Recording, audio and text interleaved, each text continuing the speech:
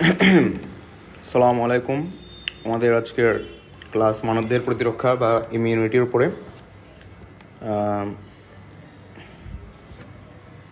তোমরা যারা যারা ক্লাসে জয়েন হয়েছো, কথাবার্তা সব শোনা যাচ্ছে কিনা ঠিকঠাক আমাকে একটু জানাও।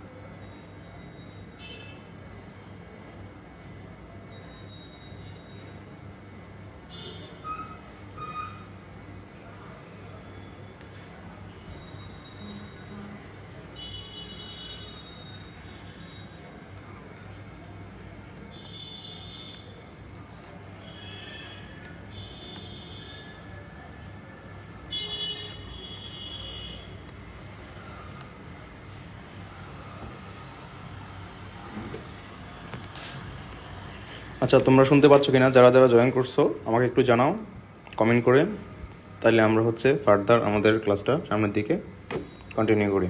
ওকে, যারা যারা লাইভে আসো একটু কমেন্ট করে জানাও যে সাউন্ড ঠিক আছে, সব ক্লিয়ার, কথাবার্তা শোনা যাইতেছে, তাহলে আমরা ফার্দার আগাচ্ছি। কেমন?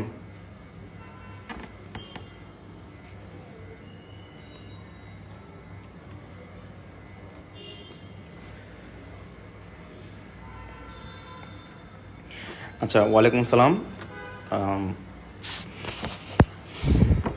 তাহলে আজকে আমাদের ক্লাস হচ্ছে মানবদেহের প্রতিরক্ষা বা যেটাকে আমরা বলি ইমিউনিটি।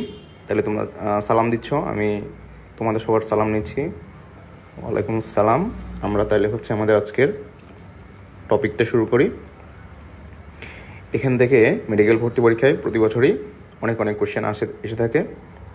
তো আমাদের আজকের পড়ার টার্গেট হবে কোন কোন টপিকগুলো আমাদের পরীক্ষার জন্য জরুরি, পরীক্ষার প্রশ্ন কীভাবে এসে থাকে, আমাদেরকে কোন জিনিসগুলো মনে রাখতে হবে। ঠিক আছে? আচ্ছা, তাহলে প্রতিরক্ষা কিসের বিরুদ্ধে? হ্যাঁ, আমাদের শরীরটাকে বিভিন্ন বাইরের যাবতীয় রোগ ব্যাধি, বিভিন্ন জীবাণুর বিরুদ্ধে আমাদের শরীরকে যেটা রক্ষা করে থাকে, হ্যাঁ, বা প্রোটেকশন দিয়ে থাকে, যে ফার্দার কোনো প্রকার যাতে রোগ জীবাণু আমাদেরকে আক্রমণ করতে না পারে। তো এই জিনিসটাকে বলা হয় কি ইমিউনিটি। এটাকে বলা হয় ইমিউনিটি বা অনাক্রম্যতা।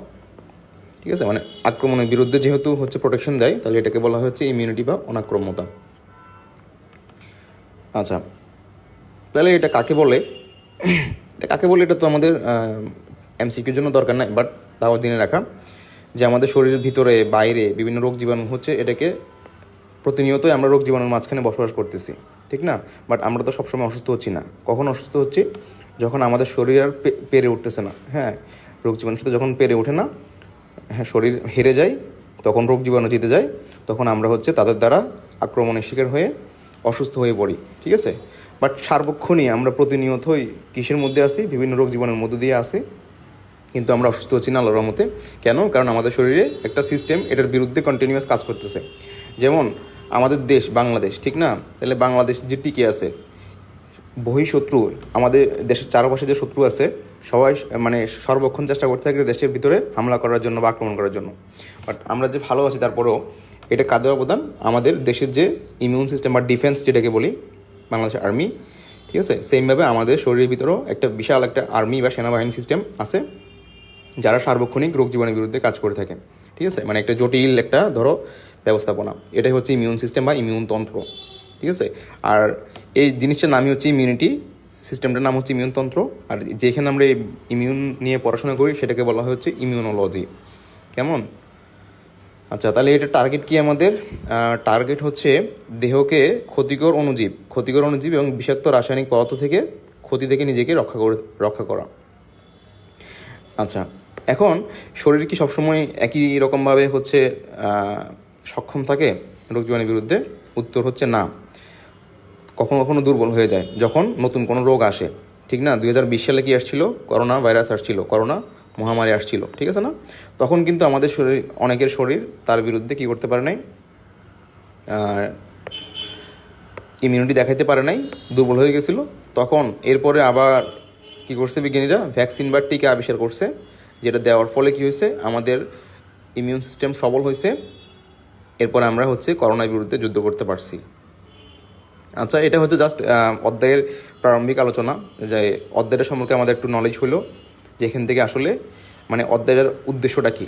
যেহেতু এটা শর্ট সিলেবাসে ছিল না সম্ভবত, তাই আমি একটু এক্সট্রা ফার্দার কথাবার্তা বললাম, যাতে এটা সম্পর্কে আমাদের ব্রেনে একটা আইডিয়া হয় যে আমরা কী পড়তে যাচ্ছি, আমাদের অধ্যায়ের টার্গেটটা কী।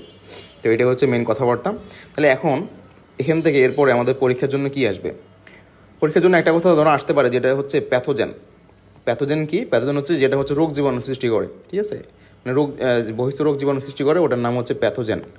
আচ্ছা, মেডিকেলে তুমি দেখবা রোগ জীবাণু নিয়ে যেখানে পড়ালেখা করা হয় সেটাকে বলা হয় প্যাথোলজি।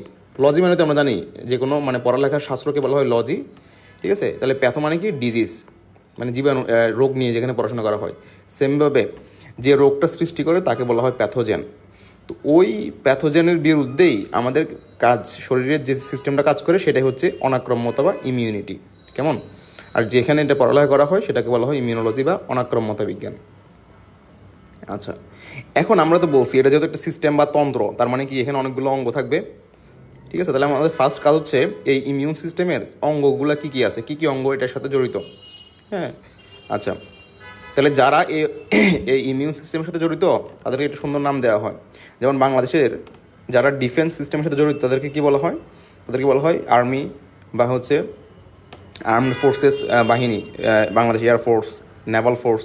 হ্যাঁ, তো সেমভাবে যারা আমাদের শরীরের ইমিউন সিস্টেমের সাথে জড়িত তাদেরকে বলা হয় লিম্ফয়েড অঙ্গ।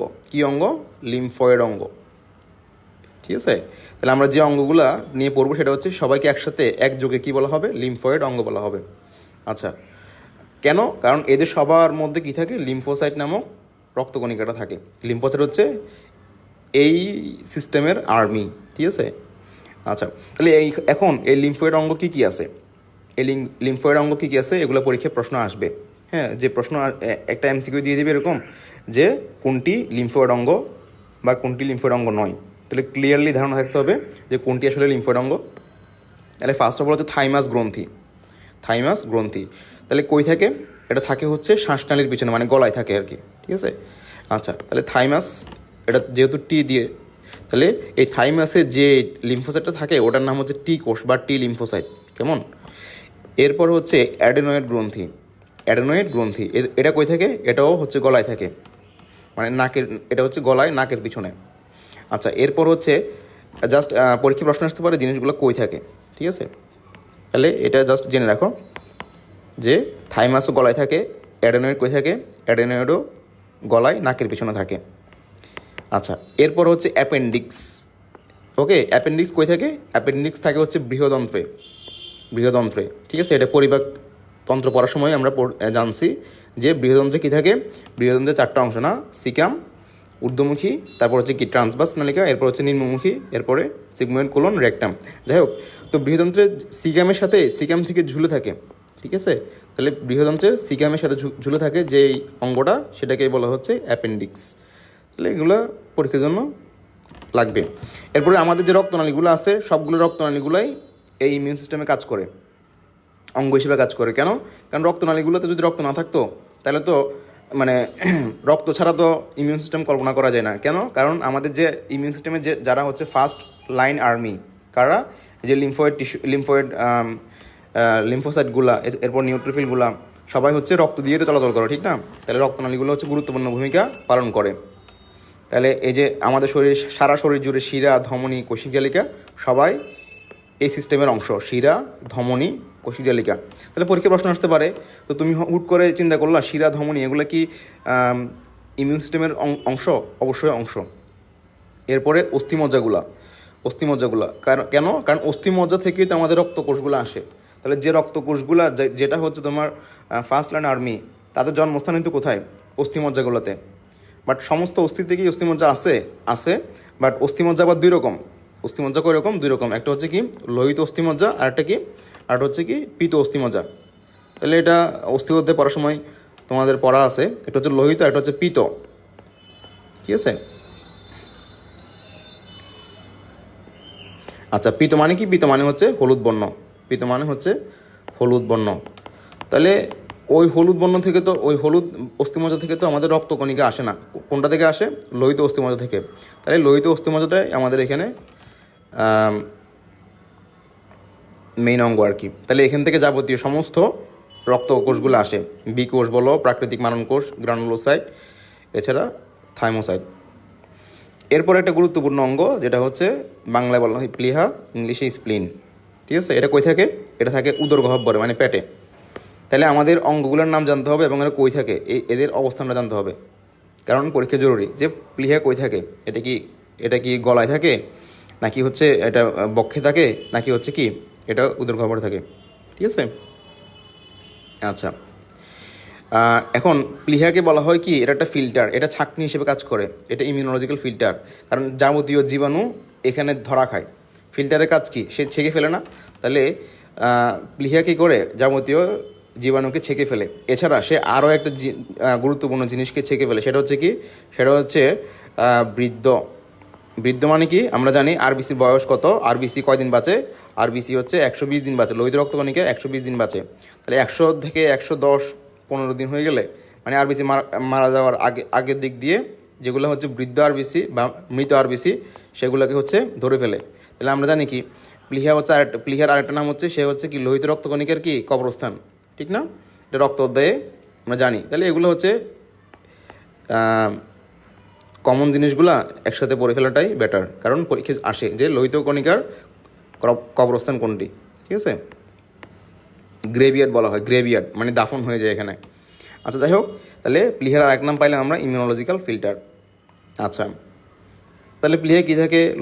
অসংখ্য লোহিত রক্তকণিকা থাকবে, টি কোষ, বি কোষ, ডেনড্রাইটিক কোষ, এনকে কোষ, এগুলো থাকে। তাহলে এটা হচ্ছে দেহের সবচেয়ে বড় লসিকা গ্রন্থি। তাহলে এটা ইম্পর্টেন্ট কথাবার্তা। দেহের সবচেয়ে বড় লসিকা গ্রন্থি কোনটি? সেটা হচ্ছে প্লীহা। এরপরে টনসিল, যেটার নাম আমরা সবাই শুনছি, ঠিক আছে? টনসিল কই থাকে? গলায় থাকে। এটা একটা স্বাভাবিক গ্রন্থি, স্বাভাবিক অঙ্গ কিসের? ইমিউন সিস্টেমের। বাট এটা যখন এটাতে জীবাণু আক্রমণ করে তখন টনসিল ফুলে যায়। আমরা সেটাকে টনসিল হিসেবে চিনি, ঠিক না? যে অনেকে টনসিল ফুলে গেছে, গলা ব্যথা করতেছে, আমরা বলি কি টনসিল হয়েছে। বাট টনসিল হয়েছে, টনসিল তো সবারই থাকে। এরপর লসিকা গ্রন্থি বা লিম্ফ নোডস। তাহলে আমাদের সারা শরীর জুড়ে ছোট ছোট সিম বীজ আকৃতির গ্রন্থি আছে, যেগুলো সাথে লসিকা নালী সংযুক্ত থাকে। এদেরকে বলা হয় লসিকা গ্রন্থি বা লিম্ফ নোডস। সবচেয়ে বড় লসিকা গ্রন্থি কোনটি? আমরা একটু আগে পড়ে ফেলছি, সেটা হচ্ছে প্লীহা, ঠিক আছে? এরপর লসিকা নালী। তাহলে রক্তনালী যেরকম হচ্ছে এই সিস্টেমের অংশ, সেমভাবে লসিকা নালীও আমাদের ইমিউন সিস্টেমের অংশ মানে অঙ্গ। এরপর হচ্ছে পেয়ার প্যাচ, ক্ষুদ্রান্তে। পেয়ার প্যাচ কই থাকে? ক্ষুদ্রান্তে, মানে এটা হচ্ছে একটি স্পেশালাইজড লসিকা টিস্যু, বিশেষ লসিকা টিস্যু। তাহলে প্রশ্ন এভাবে আসবে, পেয়ার প্যাচ কই থাকে? ক্ষুদ্রান্তে থাকে। আবার এভাবে আসতে পারে, ক্ষুদ্রান্তে যে বিশেষ ধরনের লসিকা টিস্যু আছে সেটাকে কি বলে? সেটাকে বলে পেয়ার প্যাচ। তাহলে দেখো, আমরা পড়তেছিলাম ইমিউন সিস্টেমের গুরুত্বপূর্ণ অঙ্গ মানে এর এর যাবতীয় অঙ্গগুলা। টোটাল কয়টা অঙ্গ আছে? টোটাল 10টা অঙ্গ আছে। টোটাল 10টা অঙ্গ আমরা পড়ে ফেলছি, এক থেকে সিরিয়ালি 10। আচ্ছা, তাহলে আমরা এতক্ষণ পড়ছি হচ্ছে অঙ্গ। এখন আমরা পড়বো হচ্ছে কোষ, ইমিউন সিস্টেমের যে কোষগুলা, ঠিক আছে? তাহলে কি কি কোষ আছে এখানে? এখানে যে মেইন যে কোষ মানে যে হচ্ছে জেনারেল এই সিস্টেমে, সেটা হচ্ছে লিম্ফোসাইট, প্রধান কোষ লিম্ফোসাইট, ঠিক আছে? তাহলে লিম্ফোসাইট কি? এটা ওয়ান কাইন্ড অফ শ্বেত রক্তকণিকা। তাহলে আমরা শ্বেত রক্তকণিকা পড়ছি। শ্বেত রক্তকণিকা কয় প্রকার? 2 প্রকার। একটা হচ্ছে দানাদার শ্বেত রক্তকণিকা, আর একটা হচ্ছে কি অদানাদার। তাহলে দানাদার কয় রকম ছিল? 3 রকম ছিল, ঠিক না? সেটা হচ্ছে নিউট্রোফিল, ইউসিনোফিল, একটা হচ্ছে কি ব্যাজোফিল। আর অদানাদার ছিল 2 রকম, তার মধ্যে এক রকম ছিল লিম্ফোসাইট আর এক রকম ছিল মনোসাইট। আচ্ছা, লিম্ফোসাইট আবার 2 রকম। সবার জন্ম কিন্তু কোথায়? সবার জন্ম হচ্ছে বোন মেরো বা অস্থিমজ্জাতে। বাট লিম্ফোসাইটগুলো হচ্ছে যেহেতু এরা মানে এরা জীবাণুর বিরুদ্ধে যুদ্ধ করবে, তাহলে যুদ্ধ করতে হলে কি হয়? আর্মি যেহেতু যুদ্ধ করে, ওদের জন্য কি লাগে? স্পেশালাইজ ট্রেনিং লাগে না? এই জন্য ওদের জন্য কি লাগে? ক্যান্টনমেন্ট লাগে। সেমভাবে লিম্ফোসাইট যেহেতু জীবাণুর বিরুদ্ধে একটা ইফেক্টিভ যুদ্ধ করবে, তাহলে ওদের বেড়ে ওঠার জন্য একটা কি লাগবে? ক্যান্টনমেন্ট লাগবে। ঠিক আছে। তো লিম্ফোসাইট দুই রকম। কেন দুই রকম? কারণ জন্ম হওয়ার পরে কিছু লিম্ফোসাইট চলে গেছে একটা অঙ্গে, সেই অঙ্গের নাম অনুযায়ী ওদের নাম হয়েছে, মানে তারা ওখানে ট্রেনিং প্রাপ্ত হয়েছে। আর কিছু লিম্ফোসাইট আরেক জায়গায় ট্রেনিং প্রাপ্ত হয়েছে, ঠিক আছে। তাহলে আমরা যে দেখি টি কোষ আর বি কোষ, এটা কেন? এটা ওদের ট্রেনিংয়ের পার্থক্যের কারণে। টি কোষ মানে কি? থাইমাস টি সেল, মানে থাইমাস লিম্ফোসাইট, ঠিক আছে, মানে টি দিয়ে। তাহলে আমরা একটাকে পড়ছি, থাইমাস হচ্ছে আমাদের ইমিউন সিস্টেমের গুরুত্বপূর্ণ অঙ্গ। তাইলে যেসব লিম্ফোসাইট জন্মের পরে থাইমাসে বেড়ে ওঠে, থাইমাসে ট্রেনিং প্রাপ্ত হয়, তাদেরকে নাম কি? তাদের নাম হচ্ছে টি কোষ। আর যাদের জন্ম বোন মেরোতে বেড়ে ওঠা, মানে ওদের ট্রেনিংও বোন মেরোতে, তাহলে বোন মেরোতে কি? বি, ঠিক না? বোন মেরো মানে বি, তাহলে এই জন্য ওদের নাম হচ্ছে কি? ওদের নাম হচ্ছে বি সেল, ঠিক আছে। তাহলে এটা পরীক্ষা প্রশ্ন আসবে, খুব কমনলি প্রশ্ন আসে যে বি সেল কোথায়, বি সেলের জন্ম কোথায়? দেখো জন্ম দুজনের একই জায়গায়, টি কোষ বলো বি কোষ বলো, তাহলে পরীক্ষায় এটা বেশি প্রশ্ন আসে যে টি কোষের জন্ম কোথায়। দেখো টি কোষের জন্ম কিন্তু জন্ম অস্থিমজ্জাতে, তাহলে জন্ম নিয়ে কোনো প্রশ্ন নাই। তাহলে বি কোষ, এটার জন্ম অস্থিমজ্জাতে, বেড়ে ওঠাও অস্থিমজ্জাতে। বাট টি কোষের ক্ষেত্রে জন্ম হচ্ছে অস্থিমজ্জা, কিন্তু এটা বেড়ে ওঠে কোথায়? এটার বেড়ে ওঠা হচ্ছে তোমার থাইমাসে, ঠিক আছে, থাইমাস গ্ল্যান্ডে। তাহলে এটা মাঝে মধ্যে প্রশ্ন আসে। আচ্ছা, এখন টি কোষ কিন্তু অনেক প্রকার আছে, আমরা অধ্যায়ের সামনের দিকে আগাতে গেলে দেখব। বাট এখন আপাতত জেনে রাখো যে টি কোষ আর বি কোষ দুইটা হচ্ছে দুইটা লিম্ফোসাইট। আচ্ছা, এখন টি কোষ অনেক রকম আছে, তার মধ্যে কিছু টি কোষ হচ্ছে সাহায্য করে, সেটাকে বলা হচ্ছে হেল্পার টি কোষ, মানে সে হেল্প করে। তো হেল্পার টি কোষ আবার দুই রকম, একটা হচ্ছে টি হেল্পার 1 আর একটা হচ্ছে টি হেল্পার 2। 3 নম্বরের এক ধরনের টি কোষ আছে যেটা হচ্ছে তোমার সে হচ্ছে জীবাণুকে ধ্বংস করে, তাকে বলা হয় হচ্ছে সাইটোটক্সিক টি সেল। মানে সে টক্সিক কার প্রতি? সেলের প্রতি, মানে কোন সেল? মানে জীবাণুর যে সেলটা আছে, ঠিক আছে। আচ্ছা, এরপরে বি কোষ। তাহলে বি কোষ সেটা হচ্ছে বোন মেরুতে বড় হয়, বোন মেরুতে জন্ম হয়।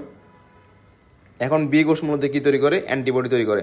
তাহলে আমরা তো শুনছি অ্যান্টিবডি খুব গুরুত্বপূর্ণ একটা জিনিস ইমিউন সিস্টেমের, জীবাণুর বিরুদ্ধে লড়ার জন্য। তো সেই গুরুত্বপূর্ণ অ্যান্টিবডি তৈরি করে হচ্ছে বি কোষ। তাহলে এটা হচ্ছে 5 স্টার কোয়েশ্চেন, সিম্পল কোয়েশ্চেনে আসে, ঠিক আছে, যে অ্যান্টিবডি তৈরি করে কোন কোষ।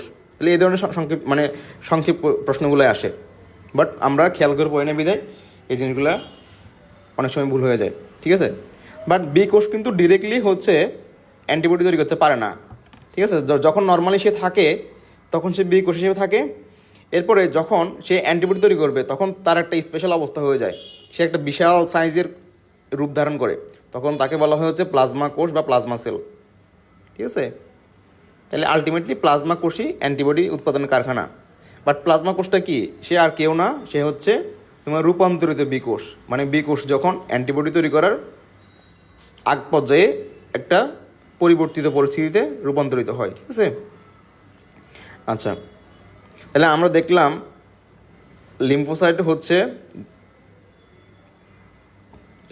দুই রকম, টি কোষ, বি কোষ। এরপরে আরও একরকম লিম্ফোসাইট আছে যেটাকে বলা হয় হচ্ছে প্রাকৃতিক মারণ বা ঘাতক কোষ, যেটাকে বলা হচ্ছে natural killer sell, NK sell. তাহলে এটাও এক প্রকার লিম্ফোসাইট, বাট এটা টি কোষও না, বি কোষও না, এটা আলাদা, ঠিক আছে। এটা হচ্ছে একটা স্পেশাল ধরনের লিম্ফোসাইট। আচ্ছা, তাহলে এই প্রাকৃতিক মারণ কোষ থেকে তোমার কিছু নির্ধারিত জিনিস নিঃসৃত হয়, যেমন সাইটোটক্সিন, পারফোরিন, গ্রানজাইম। তাহলে সাইটোটক্সিন কি? টক্সিন মানে বিষ। তাহলে এই সাইটোটক্সিনটা যখন সে নিঃসরণ করবে তখন সে অন্য একটা কোষকে মেরে ফেলবে, মানে অন্য একটা হচ্ছে জীবাণুর কোষকে মেরে ফেলবে, বা টিউমার বা ক্যান্সার কোষকে মেরে ফেলে। পারফোরেশন মানে কি? ছিদ্র। তাহলে সে এই পারফোরিন যখন যদি রিলিজ করে তখন কি হবে? কোষ ছিদ্র হয়ে যাবে, ছিদ্র হয়ে কোষটা ধ্বংস হয়ে যাবে। এরপরে গ্রানজাইম, এটা একটা বিশেষ ধরনের এনজাইম, ঠিক আছে। আচ্ছা, তাহলে আমরা লিম্ফোসাইট পড়ে ফেলছি, প্রথম টাইপের কোষ। সেকেন্ড টাইপের কোষ কি? যেটাকে বলা হচ্ছে মনোনিউক্লিয়ার ফ্যাগোসাইট। এটার আরেক নাম হচ্ছে কি? মনোসাইট, ঠিক আছে। মনোনিউক্লিয়ার ফ্যাগোসাইট, মানে এরা কি করে? ফ্যাগো মানে কি? খেয়ে ফেলে, জীবাণু ভক্ষণে এরা পারদর্শী, ঠিক আছে। এরা দীর্ঘজীবী, এরা অনেক দিন বেঁচে থাকে, ঠিক আছে। তাহলে মনোনিউক্লিয়ার ফ্যাগোসাইট কয় রকম? দুই রকম, একটা হচ্ছে মনোসাইট, একটা হচ্ছে ম্যাক্রোফেজ। তাহলে এই মনোসাইটটা দেখো জিনিসটা কিন্তু দুইটাই একই জিনিস, বাট যখন রক্তে থাকে, যখন কই থাকে রক্তে থাকে তখন তার নাম মনোসাইট। আর যখন রক্ত থেকে মনোসাইট কোনো টিস্যুতে চলে যায় তখন তার নাম হয়ে যায় ম্যাক্রোফেজ।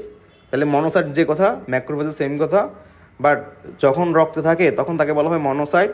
যখন কোনো টিস্যুকে জীবাণু আক্রমণ করে তখন রক্ত থেকে মনোসাইটটা ওই টিস্যুতে চলে যায় এবং সে সেখানে মানে চিরস্থায়ী হয়ে যায়, তখন তার নাম হয়ে যায় ম্যাক্রোফেজ। তার মানে আমরা বুঝতে পারলাম মনোসাইট এবং ম্যাক্রোফেজ কথা একই। আচ্ছা, তাহলে এদের নাম কি? এদের নাম হচ্ছে ফ্যাগোসাইট, কারণ এরা জীবাণু ভক্ষণ করে কোন প্রক্রিয়ায়? ফ্যাগোসাইটোসিস প্রক্রিয়ায়। ঠিক আছে। আচ্ছা, তাহলে এই যে একটু আগে যে কথাটা বললাম যে যখন রক্তে থাকে তখন মনোসাইট, যখন টিস্যুতে চলে আসে তখন তার নাম হচ্ছে ম্যাক্রোফেজ। ম্যাক্রো মানে কি? সাইজে বড় হয়ে যায়, এজন্য ম্যাক্রো।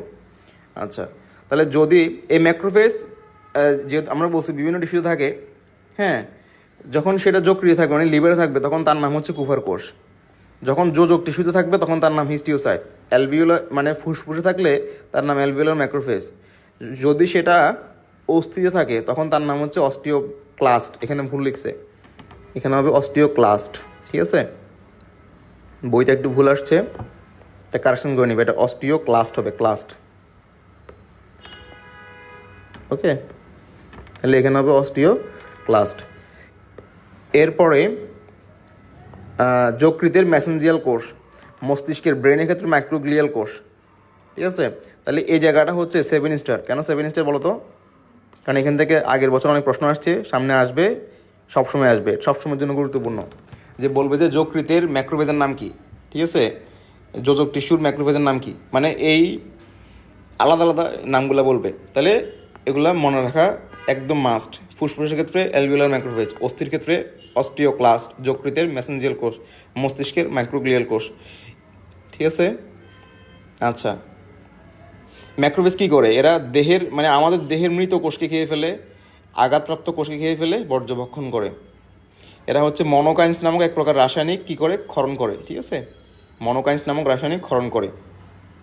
আচ্ছা, এরপরে আসো শ্বেতরক্তকণিকার দানাদার শ্বেতরক্তকণিকাগুলা, যেটা আরেক নাম হচ্ছে গ্র্যানুলার লিউকোসাইট। লিউকোসাইট মানে শ্বেতকণিকা, গ্র্যানুলার মানে কি? এর মধ্যে গ্র্যানিউল আছে, গ্র্যানিউল মানে দানা। ঠিক আছে। আচ্ছা, তাহলে দানাগুলো কি? আসলে ওর সাইটোপ্লাজমে এনজাইমগুলা নির্ধারিত ব্যাগের মতো থাকে, ওই ব্যাগগুলোকে কি বলা হয়? বিভিন্ন দানা বলা হয়। ঠিক আছে, তাহলে এই দানাদার শ্বেতকণিকা কয় প্রকার? 3 প্রকার। একটা হচ্ছে নিউট্রোফিল, একটা হচ্ছে ইউসিনোফিল, একটা হচ্ছে ব্যাজোফিল। কেমন? তাহলে এগুলো আমরা রক্ত দিয়ে পড়ে ফেলছি। আচ্ছা, এরপর হচ্ছে মাস্ট কোষ। মাস্ট কোষ কি? মাস্ট কোষ হচ্ছে তোমার ব্যাজোফিলি। মাস্ট কোষ হচ্ছে ব্যাজোফিল। ডিফারেন্স কোন জায়গায়? একটু আগে আমরা যে কথাটা বলছি, রক্তে থাকলে তার নাম মনোসাইট, টিস্যুতে গেলে ম্যাক্রোফেজ। সেমভাবে ব্যাজোফিল যখন রক্তে থাকে তখন তার নাম হচ্ছে ব্যাজোফিল, আর যখন সে টিস্যুতে থাকে তখন তার নাম হচ্ছে মাস্ট কোষ। ঠিক আছে, তাহলে টিস্যু কী কী টিস্যু? যেমন ত্বক একটা টিস্যু, নাক, জিহ্বা, ফুসফুস, অন্ত্রের অন্তাবরণ, এগুলোতে মাস্ট কোষ থাকে। অ্যালার্জির জন্য দায়ী, ভেরি ভেরি ইম্পর্টেন্ট। তাহলে এই যে আমাদের নাক চুলকায়, চোখ চুলকায়, হাত চুলকায়, মানে আমাদের চামড়া চুলকায়, এই চুলকানির জন্য দায়ী হচ্ছে কে? মাস্ট কোষ। ঠিক আছে, তাহলে সে ব্যাজোফিলেরই একটা অন্য রূপ। তাহলে পরীক্ষা প্রশ্ন আসে অ্যালার্জির জন্য দায়ী কে? সেটা হচ্ছে মাস্ট কোষ। এরপর অণুচক্রিকা, যদিও আমরা জানি অণুচক্রিকা হচ্ছে রক্ত ক্ষরণ বন্ধ করার জন্য দায়ী, বাট ইমিউন সিস্টেমে সেও গুরুত্বপূর্ণ ভূমিকা পালন করে, তাহলে সেও একটা অংশ। তাহলে অণুচক্রিকা কি? অণুচক্রিকা আসলে কি রক্তকণিকা? মানে কোনো একটা কোষ কিনা? সে তো অবশ্যই একটা রক্তকণিকা, বাট সে একটা পূর্ণাঙ্গ কোষ না। কেন? কারণ তার কোষের মধ্যে নিউক্লিয়াস নাই। ঠিক আছে। আচ্ছা, সে আসে কোত্থেকে? সে হচ্ছে মেগাক্যারিওসাইট নামক একটা কোষ থেকে আসে, অস্থিমজ্জা। আচ্ছা, তাহলে অণুচক্রিকার প্রধান রাসায়নিক উপাদান কি? সেটা হচ্ছে প্রোটিন ও ফসফোলিপিড, আর এরা হচ্ছে কোষ প্রদাহ নিয়ন্ত্রণকারী যৌগ, ইনফ্ল্যামেটরি মিডিয়েটর ক্ষরণ করে। ওকে। আচ্ছা, এরপরে একটা স্পেশাল কোষ হচ্ছে ডেনড্রাইটিক কোষ। ডেনড্রাইটিক কোষ, আমরা নিউরনের ডেনড্রন পড়ছি না? একটা নিউরন দেখতে কীরকম, তার একটা লম্বা অ্যাকশন আছে, ঠিক আছে, আর এরপরে উপর দিকে কি আছে, কোষ দেহ আছে না। এই কোষ দেহ থেকে এরকম শাখা ছড়ায় যায়, অনেকগুলো শাখা ছড়ায় যায়, এই জন্য আমরা এগুলো ড্যানড্রন। ড্যানড্রন মানে হচ্ছে শাখার মতো, ঠিক আছে, ওই যে আমরা দেখি না গাছের শাখা প্রশাখা আছে, তাহলে ওইরকমভাবে নিউরনের কোষ দেহে যে শাখা প্রশাখা থাকে ওগুলোকে বলো ড্যানড্রন। সেমভাবে একটা স্পেশাল কোষ আছে যেটার এরকম শাখা প্রশাখা আছে অনেক বেশি, এই জন্য এটাকে দেখতে গাছের শাখা প্রশাখার মতো লাগে, এই জন্য এর নাম হচ্ছে ড্যানড্রাইটিক কোষ। সিম্পল কথাবার্তা। তাহলে গাছের শাখা প্রশাখাকে ড্যানড্রন বলে, নিউরনের শাখা প্রশাখাগুলোকে ড্যানড্রন বলে, এটার মধ্যে ওইরকম অনেক বেশি শাখা প্রশাখা আছে, এই জন্য এটার নাম হচ্ছে ড্যানড্রাইটিক কোষ, ঠিক আছে। তাহলে এটা কই থাকে, এটা বিভিন্ন জায়গায় থাকে, তবে স্কিনে থাকে এবং হচ্ছে মিউকাস পর্দায় ল্যাঙ্গারহ্যান্স কোষ থাকে। মানে ড্যানড্রাইটিক কোষটা যখন ত্বকে এবং মিউকাস পর্দায় থাকে তখন তার নাম হচ্ছে ল্যাঙ্গারহ্যান্স কোষ। খুবই গুরুত্বপূর্ণ প্রশ্ন পরীক্ষার জন্য, যে ত্বকের ড্যানড্রাইটিক কোষের নাম কি, ল্যাঙ্গারহ্যান্স সেল। এটা যখন থাইমাস গ্রন্থিতে থাকে তখন এটার নাম হচ্ছে ইন্টারডিজিটেটিং ড্যানড্রাইটিক কোষ। যখন এটা ফুসফুস যকৃৎ হৃৎপিণ্ড নামক গুরুত্বপূর্ণ অঙ্গগুলো থাকে তখন এটার নাম হচ্ছে ইন্টারস্টিশিয়াল ড্যানড্রাইটিক কোষ, ঠিক আছে। তাহলে এখানে এটাও পরীক্ষার জন্য 7 স্টার ইম্পর্টেন্ট, যে ত্বকে এবং মিউকাসে থাকলে এটার নাম হচ্ছে ল্যাঙ্গারহ্যান্স কোষ। যখন এটা কি থাইমাসে থাকবে, থাইমাস গ্রন্থি থাকবে তখন এটার নাম হচ্ছে ডিজিটেটিং, এটা মনে রাখো, ইন্টারডিজিটেটিং ড্যানড্রাইটিক কোষ। যখন সে ফুসফুস যকৃৎ এবং হৃৎপিণ্ডে থাকবে তখন তার নাম হচ্ছে ইস্টিশিয়াল, ঠিক আছে। তাহলে এখান থেকে প্রশ্ন আসবে যে কোন জায়গায় থাকলে কি নাম। তাহলে এই অধ্যায়ের আমাদের মেইন টার্গেট হচ্ছে নামগুলো মনে রাখা। আমাদের প্রথম টার্গেট ছিল যে ইমিউন সিস্টেমের কয়টা অঙ্গ আছে, তাহলে আমরা দেখলাম 10টা অঙ্গ আমরা দেখলাম, তাহলে এই অঙ্গগুলোর নাম মাথায় রাখা। এরপরে কি কি কোষ আছে, তাহলে আমরা কোষগুলো দেখলাম। এক নাম্বার কোষ ছিল লিম্ফোসাইট, ঠিক আছে। 2 নাম্বার কোষ হচ্ছে মনোনিউক্লিয়ার ফ্যাগোসাইট। 3 নাম্বার কোষ হচ্ছে দানাদার বা গ্রানুলার লিউকোসাইট। 4 নাম্বারে মাস্ট কোষ। 5 নাম্বারে অনুচক্রিকা। 6 নাম্বারে ড্যানড্রাইটিক কোষ। তাহলে আমরা 6 রকমের কোষ পাইলাম, ঠিক আছে। তাহলে এগুলো মাথায় রাখা জরুরি। আচ্ছা, এরপরে এখানে আমরা ওই যে লিম্ফোসাইটে 2 রকম লিম্ফোসাইট ছিল, টি লিম্ফোসাইট আর বি লিম্ফোসাইট, ওইটার মধ্যে পার্থক্য। তাহলে এই পার্থক্যটা পরীক্ষার জন্য জরুরি। তাহলে ফার্স্ট অফ অল টি কোষ কেন বলতেছে, কারণ এটা হচ্ছে টি মানে থাইমাসে বড় হয় এজন্য। তাহলে এটা হচ্ছে মেইন পার্থক্য। এটাকে বি কোষ বলতেছে কেন, এটা বি মানে বোন ম্যারোতে এটা বড় হয়। আচ্ছা, এটা তো গেল বড় হওয়া নিয়ে, বাট এদের কাজ কি। তাহলে ইমিউনিটি আমরা সামনে দেখব। ইমিউনিটি মানে এরা কাজ করে কীভাবে, কেউ হচ্ছে অ্যান্টিবডি তৈরি করার মাধ্যমে, আর কেউ হচ্ছে ডিরেক্ট গিয়ে অ্যাটাক করে। তাহলে টি কোষ হচ্ছে ওইরকম, সে ডিরেক্ট গিয়ে অ্যাটাক করবে, তাহলে সে হচ্ছে কোষ নির্ভর ইমিউনিটি। আর বি কোষ হচ্ছে সে অ্যান্টিবডি তৈরি করবে, এজন্য সে হচ্ছে রস নির্ভর ইমিউনিটি, ঠিক আছে। মানে সে অ্যান্টিবডি তৈরি করে রক্তে ছেড়ে দেয়, রক্তরসে ছেড়ে দেয়, এজন্য ওর নাম হচ্ছে রস নির্ভর ইমিউনিটি, ঠিক আছে। তাহলে টি কোষ হচ্ছে এটা হচ্ছে কোষ নির্ভর ইমিউনিটি, বা এটাকে ইংলিশে বলা হয় সেল মেডিয়েটেড ইমিউনিটি। এটাকে ইংলিশে বলা হয় সেল মেডিয়েটেড ইমিউনিটি, আর রসকে ইংলিশে বলা হয় হিউমরাল। তাহলে এটাকে তুমি সংখ্যায় বলতে পারো সেলুলার ইমিউনিটি, এটাকে বলতে পারো হিউমরাল ইমিউনিটি, ঠিক আছে। আচ্ছা, তাহলে এরপরে এটা থাইমাস গ্রন্থিতে, এটা হচ্ছে এখানে বলছে বার্সাল লিম্ফয়েড, বাট এটাকে বলতে পারো বোন ম্যারো। আচ্ছা, টি কোষ কী করে ডিরেক্ট জীবাণুকে অ্যাটাক করে, ডিরেক্ট সরাসরি সামনে গিয়ে একদম মানে ফেস টু ফেস অ্যাটাক করে। বাট বি কোষ কী করে না, জীবাণুর সাথে ফেস টু ফেস কখনো অ্যাটাক করে না, সে তার অস্ত্র দিয়ে অ্যাটাক করে, অস্ত্রটা হচ্ছে অ্যান্টিবডি, ঠিক আছে। মানে টি কোষ হচ্ছে ডিরেক্ট হাতে মারে, আর বি কোষ হচ্ছে তার অস্ত্র দিয়ে মারে, অস্ত্র হচ্ছে অ্যান্টিবডি। আচ্ছা, এরপরে টি কোষের অনেকগুলো প্রকারভেদ আছে, ঠিক আছে। টি কোষ হচ্ছে বিভিন্ন দলে ভাগ হয়ে যায়। কেউ হচ্ছে মানে সে কিল করে, তার নাম হচ্ছে কিলার টি কোষ। কেউ হচ্ছে ওই কিলারদেরকে হেল্প করে, সে হচ্ছে হেল্পার টি কোষ। কেউ হচ্ছে আবার কিলাররা যাতে বাড়াবাড়ি করে মানে শত্রুকে শেষ করতে গিয়ে নিজের ভালো কোষগুলোকে যাতে ক্ষতি না করে, সে হচ্ছে কন্ট্রোলার বা সাপ্রেসর টি কোষ। আর কে হচ্ছে ওই শত্রুটাকে মনে রাখে যে নেক্সট টাইম সে যদি অ্যাটাক করতে আসে তাকে আবার ধরে যাতে কী করতে পারে, অ্যাটাক করতে পারে, তার নাম হচ্ছে মেমোরি টি কোষ। ওকে। আচ্ছা, তোমরা যারা ক্লাসে আসো আমাকে একটু কমেন্ট করে জানাও যে পড়াটা বুঝতে পারতেছো কিনা, এতক্ষণ পর্যন্ত যা মানে আমরা পড়তেছি ক্লিয়ার কিনা, বোঝা যাচ্ছে কিনা বলো। কমেন্ট করে একজন।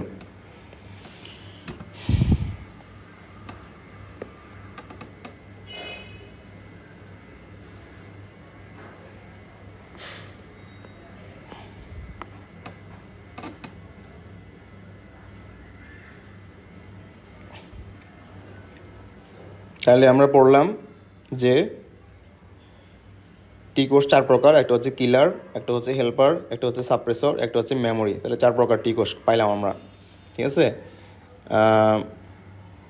বি কোষ, বি কোষ হচ্ছে 2 রকম, জাস্ট প্লাজমা কোষ আর একটা হচ্ছে মেমোরি বি কোষ, ঠিক আছে। প্লাজমা কোষের কাজ কি, মানে সেই হচ্ছে অ্যান্টিবডি তৈরি করে, প্লাজমা কোষটা মূলত অ্যান্টিবডি তৈরি করে। আর মেমোরি বি কোষ কী করে, ওই জীবাণুটাকে সে মেমোরিতে রাখে, চিনে রাখে, হ্যাঁ, যাতে নেক্সট টাইম আসলে আর দেরি করতে না হয়, ডিরেক্ট অ্যাটাক করতে পারে। আচ্ছা, তাহলে পরীক্ষা প্রশ্ন আসবে টি কোষ কয় প্রকার। টি কোষ হচ্ছে 4 প্রকার, টি কোষ 4 প্রকার, আর বি কোষ 2 প্রকার, ঠিক আছে। আচ্ছা, আরেকটা বিষয় হচ্ছে টি কোষের যে প্রকার, হেল্পার টি কোষ, হেল্পার টি কোষ আবার কয় প্রকার, হেল্পার টি কোষ আবার 2 প্রকার, হ্যাঁ, একটা হচ্ছে টি হেল্পার 1 আর একটা হচ্ছে টি হেল্পার 2। ওকে,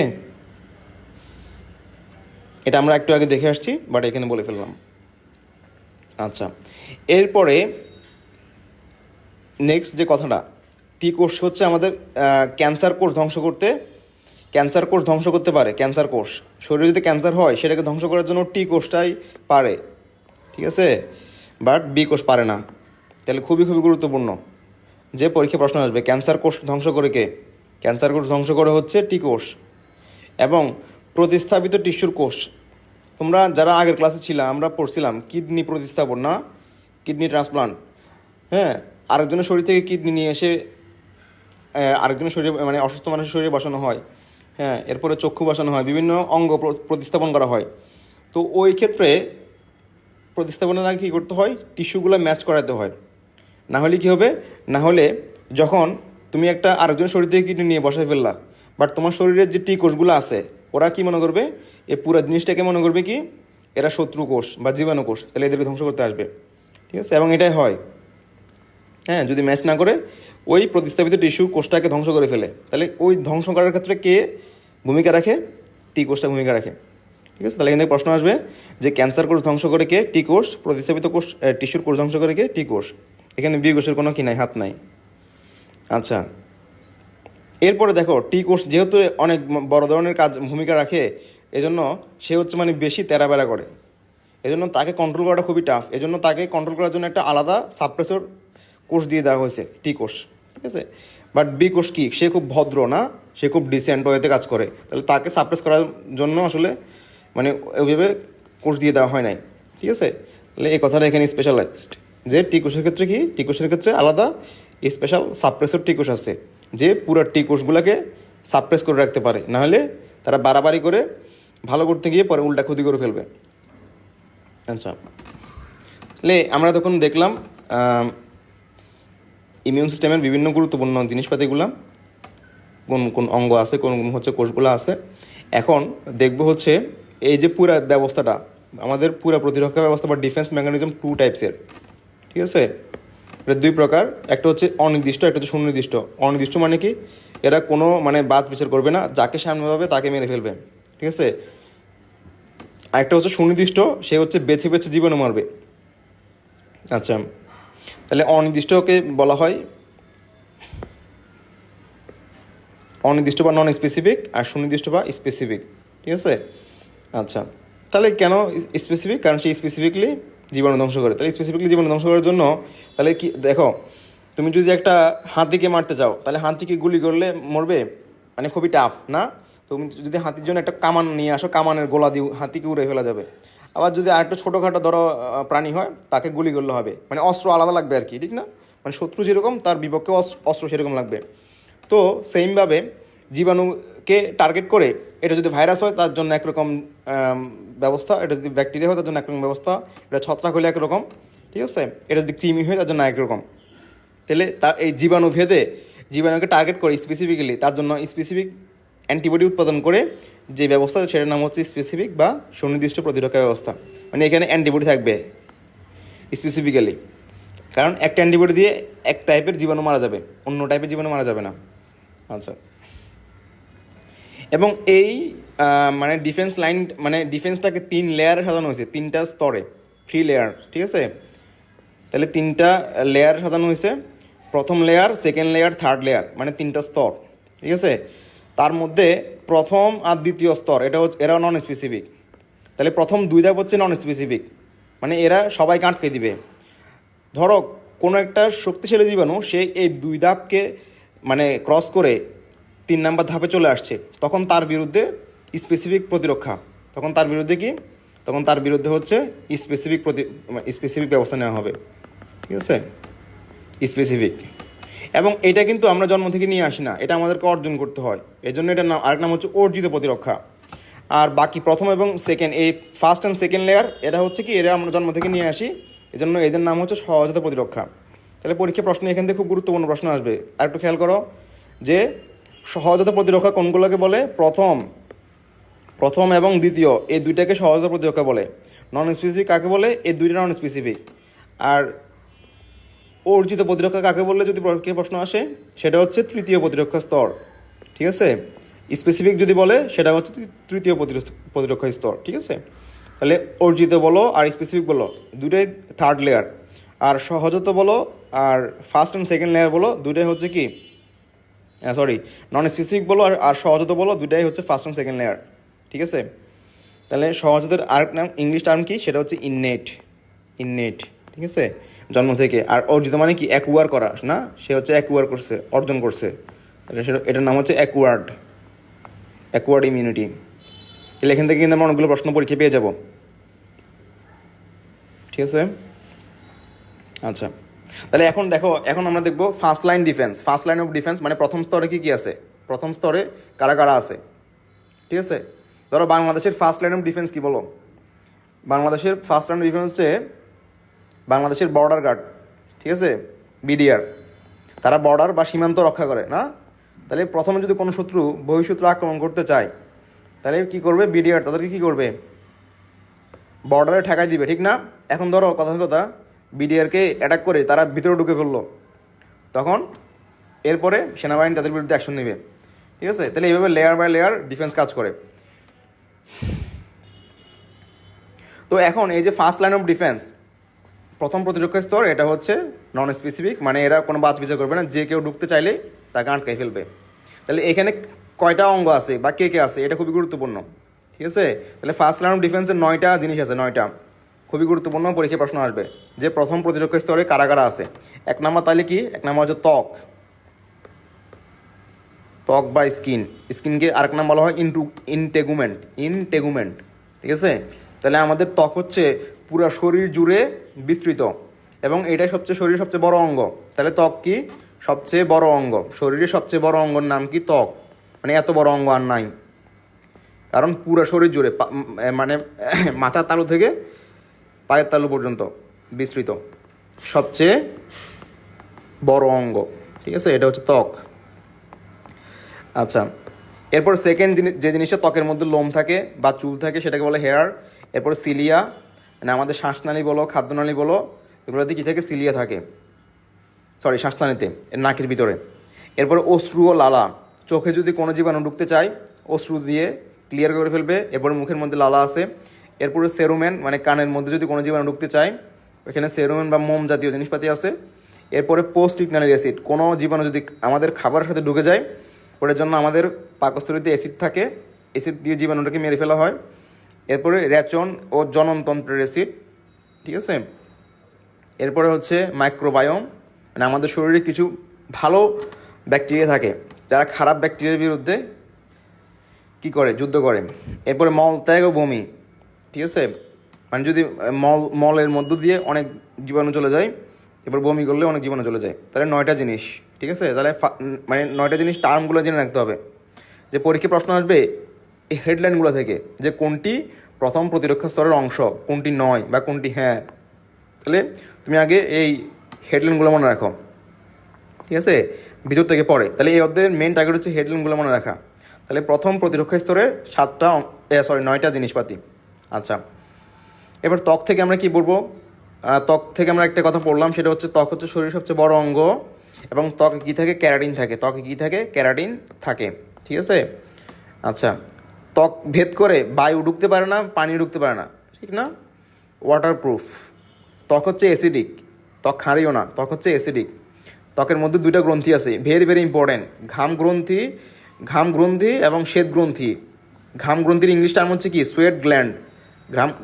ঘামের ইংলিশ কি, সোয়েট, তাহলে এটা হচ্ছে সোয়েট গ্ল্যান্ড। শ্বেত গ্রন্থি হচ্ছে কি, শ্বেত মানে হচ্ছে সেবাসিয়াস গ্ল্যান্ড, সেবাসিয়াস গ্ল্যান্ড, ঠিক আছে। দেখো আমাদের ত্বক কিন্তু কী থাকে, তেল তেলে থাকে, ঠিক না? আমাদের ত্বক স্কিন তেল তেলে থাকে, তেল বের হয়। এই তেলটা কোত্থেকে বের হয়, এই শ্বেত গ্রন্থি থেকে বা সেবাসিয়াস গ্ল্যান্ড থেকে। আর ঘাম কোত্থেকে বের হয়, ঘাম গ্রন্থি বা সোয়েট গ্ল্যান্ড থেকে। তো এরা কি, এই দুইটা গ্রন্থিতে অ্যান্টিবায়োটিক থাকে, এরা জীবাণুকে মেরে ফেলে, খুবই গুরুত্বপূর্ণ জিনিস। আচ্ছা, এরপর সিলিয়া। সিলিয়া কই থাকে, সিলিয়া থাকে হচ্ছে শ্বাসনালীতে, ঠিক আছে। সিলিয়াতে কী থাকে, মিউকাস ঝিল্লি থাকে। সে সারাক্ষণ মানে এভাবে দুলতে থাকে যাতে জীবাণুকে আটকে ফেলা যায়, এবং এরপরে এক পর্যায়ে যদি জীবাণুকে আটকাইতে পারে সেগুলোকে হাঁচি কাশি থুতু দিয়ে বের করে দেয়। ওস্ট্রুও লালা, তাহলে ওস্ট্রুও লালায় গুরুত্বপূর্ণ একটা এনজাইম আছে, সেটার নাম হচ্ছে লাইসোজাইম, খুবই গুরুত্বপূর্ণ। তাহলে পরীক্ষা প্রশ্ন আসবে, লাইসোজাইম এনজাইম কই থাকে, অশ্রুতে এবং লালায়, ঠিক আছে। অশ্রু থাকে চোখের অশ্রুগ্রন্থিতে, ওটার নাম কি, ল্যাক্রিমেটরি গ্ল্যান্ড, ল্যাক্রিমেটরি গ্ল্যান্ড অফ আই, মানে চোখের ল্যাক্রিমেটরি গ্ল্যান্ড, ঠিক না? তাহলে অশ্রুর নাম হচ্ছে ল্যাক্রিমাস, যাই হোক। আর লালা গ্রন্থি কয়টা, তিন জোড়া না, এটা আমরা পাকস্থলী অধ্যায়ে পড়ে আসছি। আচ্ছা, তাহলে এখানে যে লাইসোজাইম এনজাইমটা আছে, এটাও কি করে, এটা ব্যাকটেরিয়াকে মেরে ফেলে। এরপরে সেরোমেন কই থেকে, এটা হচ্ছে, এটাকে বলা কানের মোম, এয়ার ওয়াক্স। কানের 3 ভাগের কোন ভাগ, বহিকর্ণে, ঠিক আছে। বহিকর্ণে কর্ণকুহর, মানে যে কানের যে নালীটা আছে ওইখানে থাকে। দেখতে কীরকম, দেখতে হচ্ছে হলদে বাদামি রং, এটা হচ্ছে সেরোমেন। এখন এই সেরোমেন যখন শক্ত হয়ে যায়, মানে জীবাণু সহ, তখন এটাকে বলা কানের খৈল, ঠিক আছে। আচ্ছা, এরপর হচ্ছে পোস্টনালি অ্যাসিড। কোন অ্যাসিড থাকে পোস্টনালিতে, শক্তিশালী হাইড্রোক্লোরিক অ্যাসিড, HCl, খুবই ডেঞ্জারাস, এটা লোহাকে গলায় ফেলতে পারে। আচ্ছা, শুধু যে অ্যাসিড থাকে তাও না, প্রোটিওলাইটিক এনজাইম থাকে, তাহলে দুইটা মিলে জীবাণুগুলোকে ধ্বংস করে ফেলে। এরপরে রেচন, জননতন্ত্রের, ঠিক আছে। এখানে কি থাকে, অ্যাসিডিক অবস্থা থাকে, ঠিক আছে। যেমন জনিতে কী থাকে, lactic acid, bacterial lactic acid ক্ষরণ হয়, তখন এটা এখানে অ্যাসিডিক হয়ে যায়। অ্যাসিডিক হয়ে গেলে কী হবে, জীবাণু থাকতে পারবে না, ঠিক আছে। তাহলে এর পরীক্ষা প্রশ্ন হবে, জনিতে কোন অ্যাসিডটা থাকে, ল্যাকটিক অ্যাসিডটা থাকে। আচ্ছা, এরপর যে মাইক্রোবায়োম, এটা হচ্ছে কি, ভালো bacteria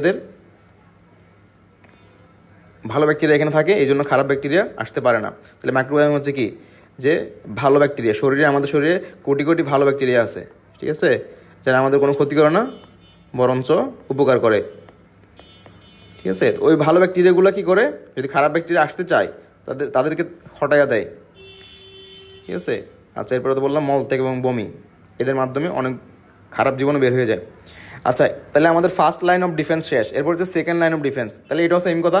first line of defence ছিল non specific, second line of defence এটাও নন স্পেসিফিক, ওকে, এটাও নন স্পেসিফিক।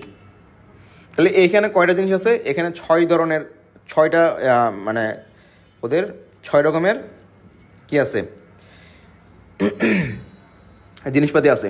তাহলে ফার্স্ট লাইন অফ ডিফেন্সে ছিল 9 রকমের জিনিসপাতি, দেখো 9টা হেডলাইন ছিল, এখানে আমরা 6টা হেডলাইন পড়বো, খুবই খুবই গুরুত্বপূর্ণ হেডলাইনগুলো মনে রাখা, ঠিক আছে।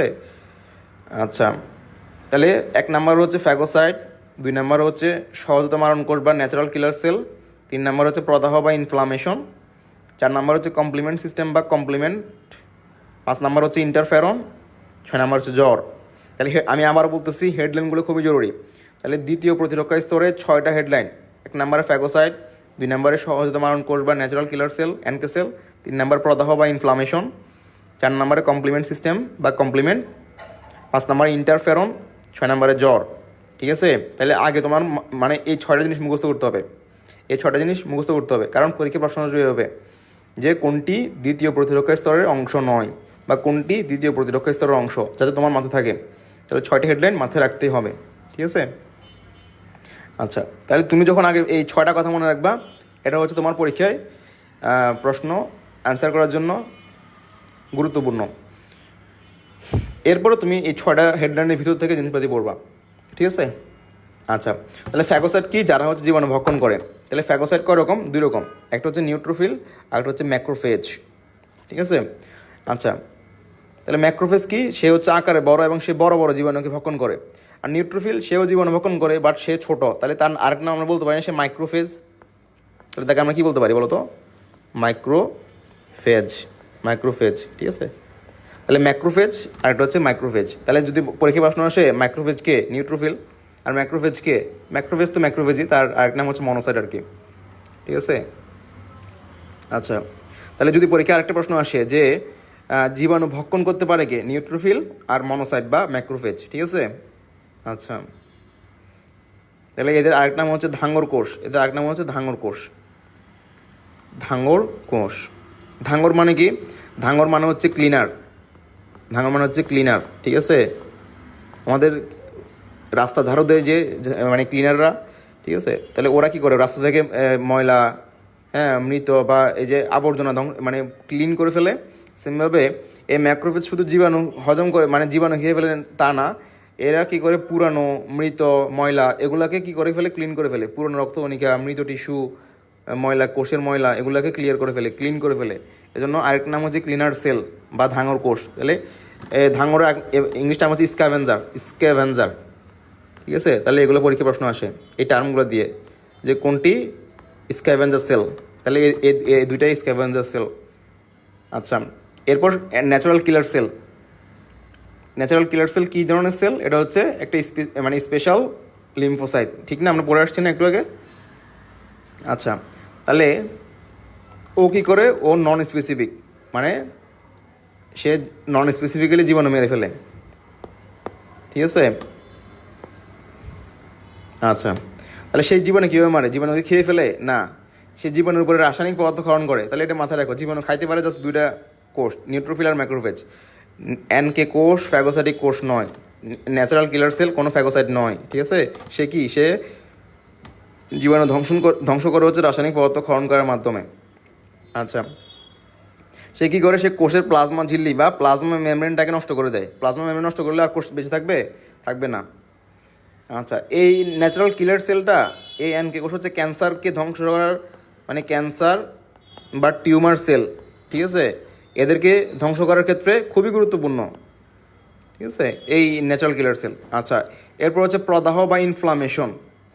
প্রদাহ বা ইনফ্লামেশন, তাহলে আমরা যদি কোনো জায়গায়, কোনো শরীরে কোনো টিস্যুতে আঘাতপ্রাপ্ত হই, তখন ওইখানে যে ঘটনাগুলো ঘটে ওইটাকে বলা হয় হচ্ছে কি? প্রদাহ বা ইনফ্লামেশন। এটা কখন হতে পারে? ধরো কোনো একটা জায়গায় আগুনে পুড়ে গেছে, অথবা ওই জায়গায় কোনো জীবাণু ইনফেকশন হয়েছে, অথবা ওইখানে ধরো আঘাত লাগছে, কোথাও বাড়ি খেয়েছে, ঠিক আছে? তাহলে সংক্রমণজনিত দহন,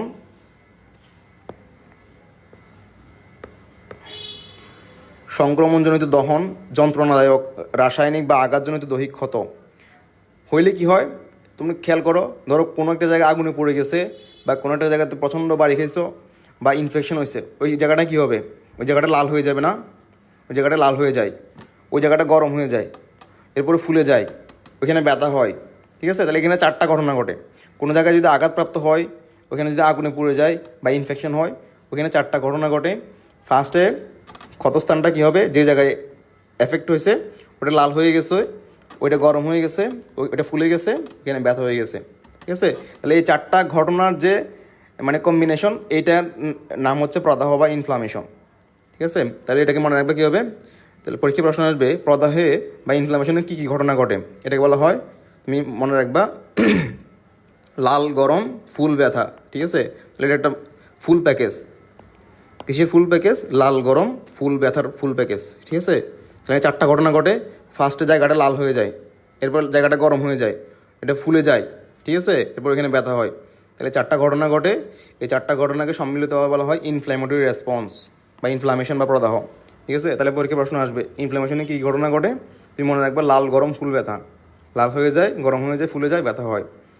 আচ্ছা, তাহলে কেন হয় এটা এখান থেকে দেখবা যে লাল হয়ে যায় কেন, কারণ এখানে অনেক বেশি রক্ত চলে আসলে কি হবে, লাল হয়ে যাবে, যেহেতু রক্তের রং লাল এবং রক্ত একটু গরম, তাহলে বেশি রক্ত আসলে জায়গাটা এই জন্য স্বাভাবিক যে বেশি গরম হয়ে যায়। অল্প জায়গার মধ্যে বেশি রক্ত আসছে এই জন্য কী হয়ে যাবে, ফুলে যাবে। আর অল্প জায়গার মধ্যে যদি বেশি রক্ত আসে, বেশি জিনিস আসে, ওটা কী করবে, চারপাশে জিনিসপাতিকে চাপ দিবে না, চাপ দিলে কী হবে, ব্যথা হবে। আচ্ছা, তাহলে এই যে ইনফ্লামেশন, এটা কি ভালো ঘটনা না খারাপ ঘটনা? এটা হচ্ছে ভালো ঘটনা। ঠিক আছে, ইনফ্লামেশন কী করে, মানে এই ঘটনাগুলো ঘটায় তোমাকে আমাদের শরীরকে সে হেল্প করতে চেষ্টা করে। ঠিক আছে, তাহলে এটা হচ্ছে শরীরের জন্য ভালো। কেন, যদি ওখানে কোনো জীবাণু আসে, ওই জীবাণুটাকে সে ধ্বংস করার জন্য এই ঘটনাগুলো ঘটায়।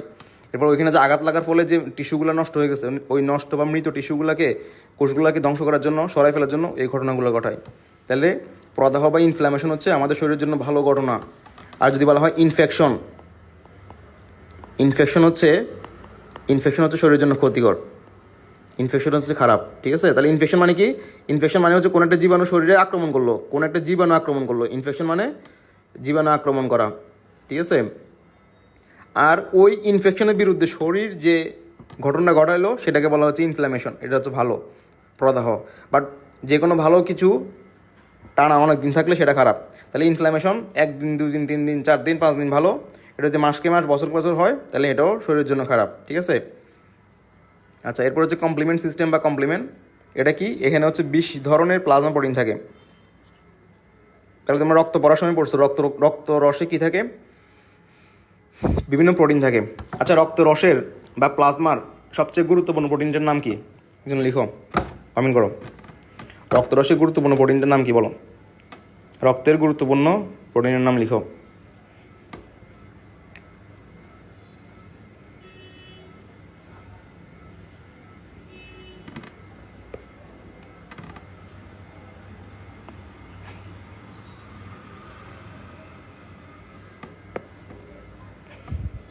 আচ্ছা, তাহলে রক্তের একটা গুরুত্বপূর্ণ প্রোটিন হচ্ছে অ্যালবুমিন, গ্লোবিউলিন, প্রথমবিন, ফিব্রিনোজেন। তাহলে এগুলো রক্ত দিয়ে পড়ছো বা মনে থাকার কথা। তো এরকম আরও অনেক প্রোটিন আছে। তো টোটাল 20 রকমের প্লাজমা প্রোটিন নিয়ে এই যে একটা পুরো সিস্টেম, এটার নাম হচ্ছে কমপ্লিমেন্ট সিস্টেম। ঠিক আছে, তাহলে পরীক্ষা প্রশ্ন আসবে, কমপ্লিমেন্ট সিস্টেমে কয় রকমের প্লাজমা প্রোটিন থাকে? কমপ্লিমেন্ট সিস্টেমে 20 রকমের প্লাজমা প্রোটিন থাকে, 20 রকমের। তাহলে এই কথাটা মনে রাখতে হবে। তাহলে এরা 20 রকমের প্রোটিন মিলে কী করে, এরা হচ্ছে জীবাণু ধ্বংস করতে সাহায্য করে। এরপর হচ্ছে ইন্টারফেরন। ইন্টারফেরন কি, এটা হচ্ছে একটা কেমিক্যাল বা রাসায়নিক। এটা কখন নিঃসৃত হয়, এই ইন্টারফেরনটা, এটা হচ্ছে ভাইরাস আক্রান্ত হওয়ার ফলে কখনো যদি কোনো টিস্যুতে ভাইরাস অ্যাটাক করে, তখন ওই ভাইরাসের অ্যাটাককে ঠেকানোর জন্য কি করে, একটা কেমিক্যাল রিলিজ হয়, ওটাকে বলা ইন্টারফেরন। ঠিক আছে, তাহলে পরীক্ষা প্রশ্ন আসবে, ইন্টারফেরন কখন রিলিজ হয়, ইন্টারফেরন হচ্ছে ভাইরাসে আক্রান্ত হইলে তখন রিলিজ হয়। ঠিক আছে, এবং এটা কি করে, এটা ভাইরাসের বংশবৃদ্ধিকে আটকাইয়া দেয়। হ্যাঁ, ধরো 5টা ভাইরাস মিলে অ্যাটাক করছে, তো শরীরে টার্গেট থাকবে, ঠিক আছে 5টা তো অ্যাটাক করেই ফেলছে, বাকি এটা ফার্দার যাতে আর না বাড়ে। ঠিক আছে, ওই 5টাকে যাতে 10টা থেকে 15টা, 15টা থেকে 20টা যাতে না হয়, তাহলে ভাইরাসের বংশবৃদ্ধিকে আটকায় দেয়, সেটা হচ্ছে ইন্টারফেরন। এটা কী ধরনের কেমিক্যাল, এটা হচ্ছে গ্লাইকোপ্রোটিন। এটা হচ্ছে গ্লাইকোপ্রোটিন মানে কার্বোহাইড্রেট এবং প্রোটিনের একটা মিক্স। আচ্ছা, এরপরে দ্য লাস্ট সেটা হচ্ছে জ্বর, ফিভার। তাহলে আমরা কখন বলবো জ্বর? আমাদের শরীরের স্বাভাবিক তাপমাত্রা কত? স্বাভাবিক হচ্ছে 97 থেকে 99 ডিগ্রি ফারেনহাইট। তাহলে শরীরের স্বাভাবিক তাপমাত্রা হচ্ছে 97 থেকে 99 ডিগ্রি ফারেনহাইট। আমরা এটাকে কী বলি? এটাকে বলে 98.4 না। তাহলে কখনও সবার শরীরের তাপমাত্রা একটা ফিক্স জায়গা থাকবে না। তাহলে এই জন্য আমরা হচ্ছে মেডিকেল সায়েন্স সব জিনিসগুলোকে কী বলা হয়, একটা ফিক্স কিছু বলা হয় না, এটাকে সবসময় রেঞ্জে বলা হয়, রেঞ্জে। ঠিক আছে, 97 থেকে 99 এটার মাঝখানে থাকলে এটা নর্মাল, 97 নিচে নেমে গেলে এটা অস্বাভাবিক, শরীর ঠান্ডা হয়ে গেছে বেশি। আবার 99 উপরে উঠলে তার মানে কি, জ্বর আসছে। তাহলে পরীক্ষা এখান থেকে প্রশ্ন আসবে যে দেহের স্বাভাবিক তাপমাত্রা কত? 97 থেকে 99 ডিগ্রি ফারেনহাইট, বা এটাকে সেলসিয়াসে বলে 36 থেকে 37.2 ডিগ্রি সেলসিয়াস। এটার বেশি হলে তাকে জ্বর বলবো আমরা। এখন জ্বর কেন হয়? জ্বর হয় একটা কেমিক্যালের কারণে, যেটার নাম হচ্ছে পাইরোজেন। পাইরোজেন নামক একটা কেমিক্যাল। ঠিক আছে, পাইরোজেন নামক একটা কেমিক্যাল। ওকে, পাইরো মানে কি? তার মানে পাইরো মানে হচ্ছে ফিভার, মানে জ্বর, পাইরো মানে হচ্ছে ফিভার বা জ্বর। তাহলে এখন এখন আমাকে একজন কমেন্ট করে বলো প্যাথোজেন মানে কি। আমরা এ অধ্যায় শুরু করার সময় একটা ওয়ার্ড দেখে আসছি, তার নাম হচ্ছে প্যাথোজেন। তাহলে একজন বলো প্যাথোজেন মানে কি। তাহলে একজন লিখো, কমেন্ট করো। আমরা এখন দেখলাম জ্বর হওয়ার জন্য দায়ী হচ্ছে পাইরোজেন নামক একটি কেমিক্যাল। তাহলে একজন বলো প্যাথোজেনটা কি, মানে প্যাথোজেন শব্দটা কি, মানে কি। আমরা পড়ে আসছি, দেখি কে পারো।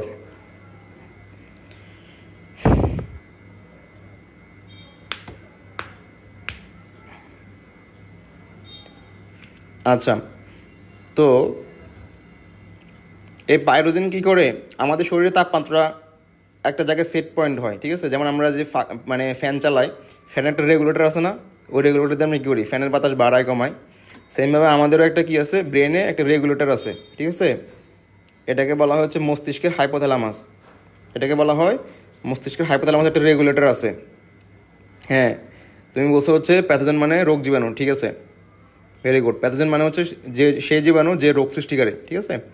আচ্ছা, এখন যেটা বলতেছিলাম, তাহলে আমাদের এই তাপমাত্রার একটা যে সেট পয়েন্ট আছে রেগুলেটর, সেটা হচ্ছে কি মস্তিষ্কের হাইপোথ্যালামাস। ওখানে একটা রেগুলেটর আছে। যেমন এসিতে একটা রেগুলেটর থাকে, আমরা এসিতে কী করি, তাপমাত্রা সেট করি না 26 ডিগ্রি, 27 ডিগ্রি, 28 ডিগ্রি। আমাদের ব্রেনও এরকম কি আছে, রেগুলেটর আছে। হ্যাঁ, সে সবসময় তাপমাত্রা সেট করে। এখন ওই রেগুলেটরকে হিট করে কে এই পাইরোজেনটা। তাহলে পাইরোজেন যখন শরীরে উৎপন্ন হবে, তখন সে এই হাইপোথ্যালামাস হিট করবে। হাইপোথ্যালামাস এরপরে কী করবে, সে চেঞ্জ করে দিবে সে রেগুলেটর, মানে এরপর আস্তে বাড়াই দিয়ে, এতক্ষণ ধরে 99 ছিল, সে এরপরে 100, 101, 102, মানে এইভাবে কী করে, মানে তাপমাত্রা বাড়ায় দেয়, ঠিক আছে। তাহলে জ্বর কি ভালো না খারাপ? জ্বর হচ্ছে শরীরের জন্য ভালো, ওকে। কারণ জ্বর আসে কী কারণে, এই জীবাণুগুলোকে ধ্বংস করার জন্য। তাহলে জ্বর হচ্ছে ভালো। কোন ধরনের জ্বর? 102 থেকে 104-এর মধ্যে, কম থেকে মাঝারি ধরনের জ্বর, ঠিক আছে। আবার বেশি বেশি জ্বর কিন্তু ভালো না। তাহলে কম থেকে মাঝারি ধরনের জ্বর হচ্ছে শরীরের জন্য ভালো, 102 থেকে 104, এটা দেহের উপকার করে। এখন তুমি দেখলে যে 105 ডিগ্রি জ্বর, 106 ডিগ্রি, তাহলে মানে কি ওইটা আবার ডেঞ্জারাস, তখন আবার হসপিটালে ভর্তি করতে হবে, ঠিক আছে। আচ্ছা, তাহলে এখানে দেখো যে জ্বর 2 দিনের বেশি স্থায়ী, ধরো কারো 2 দিনের বেশি জ্বর আছে এবং 100-এর উপরে উঠে গেছে, তোমার 102-3-এ বসে থাকার দরকার নাই। 100-এর উপরে উঠে গেলেই তখন তোমার ডাক্তারের পরামর্শ নেওয়া অবশ্যই জরুরি, ঠিক আছে। তাহলে 2 দিনের বেশি কোনো জ্বর থাকলে এবং 100-এর বেশি হইলে তাপমাত্রা, তখন তুমি ডাক্তারের কাছে চলে যাবা। আচ্ছা, এখন আমরা first line and second line of defence পড়ে ফেলছি, এবার হচ্ছে আমাদের থার্ড লাইন অফ ডিফেন্স, তৃতীয় প্রতিরক্ষা স্তর। আচ্ছা, একজন বলো। হ্যাঁ, জাবের বলছো বহিস্থ রোগ জীবাণু, ঠিক আছে, রোগ জীবাণু বহিস্থই হয়, ভালো বলছো। তাহলে এবার একজন বলো, এই যে তৃতীয় প্রতিরক্ষা স্তর, এটা কি স্পেসিফিক নাকি নন স্পেসিফিক? একজন বলো, এই তৃতীয় প্রতিরক্ষা স্তরটা কি স্পেসিফিক নাকি নন স্পেসিফিক? আর এটা কি মানে মানে জন্মগত নাকি অর্জিত? এই দুইটা কথা বলো একজন। এই কথাগুলোই পরীক্ষায় প্রশ্ন আসে, ঠিক আছে। এই সিম্পল কথাগুলোই পরীক্ষায় প্রশ্ন আসে।